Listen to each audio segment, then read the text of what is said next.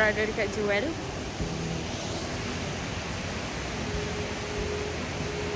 Yakin kan? Now we are at sini. Kita nak buat ni. Tadi dah penat gila, lama nak mampus dekat. Oh, ini adalah hasilnya. Kita buat macam ni.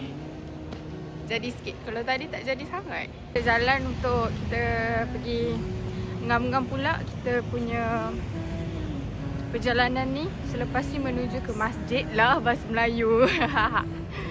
Jadi kita akan pergi ke Masjid Sultan untuk solat dan jalan-jalan area situ. Before we moving ahead.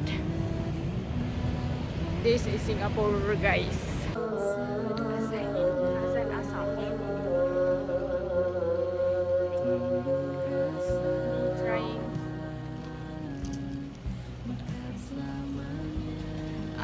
Kopi teh Zafran, which is made by dia got. Sabarlah kejap pun. Saya beli air. Tarik yang viral tu. Ambil lah. Saya tak suka teh. Lepas tu tanyalah, boleh ke nak kopi ke teh Zafran tu? Lepas tu dia kata teh yang better. So kita belilah. Lepas tu reaction muka aku macam tu. Dia macam rasa halba sikit. So this is me. Tak pandai baca map. Aku tanya orang pun, aku nak cakap bahasa Melayu tapi orang, aku rasa dia orang Melayu tapi dia cakap bahasa Inggeris kat sini. Aku ni dah lah tak pandai kecek.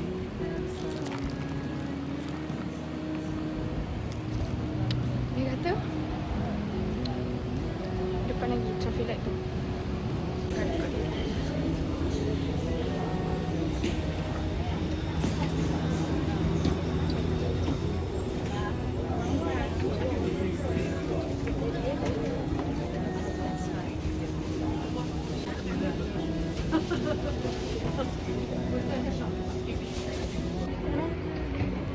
Kita nak pergi National Gallery Singapore.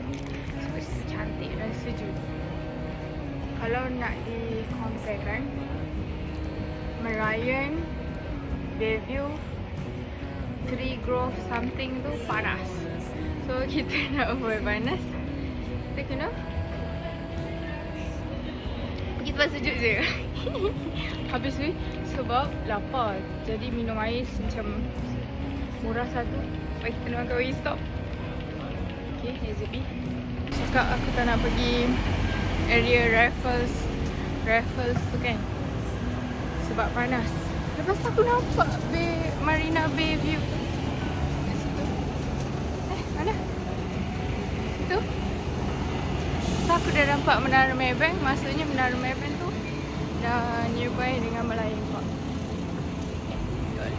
Okay, dekat TikTok tu kata dia suruh ke kiri bila dah nampak traffic light. The best jalan ni. Tapi tu lah aku bawa beg. Dia macam sangat backpackers. Sebab tak tahu orang letak beg ke mana. Lepas tu mesti mahal. Asal aku tak? Oh tu National Gallery. Aku dah jumpa dah. Tengok tu. Tu. Ni. Tu. Ini Marina, pasal ni National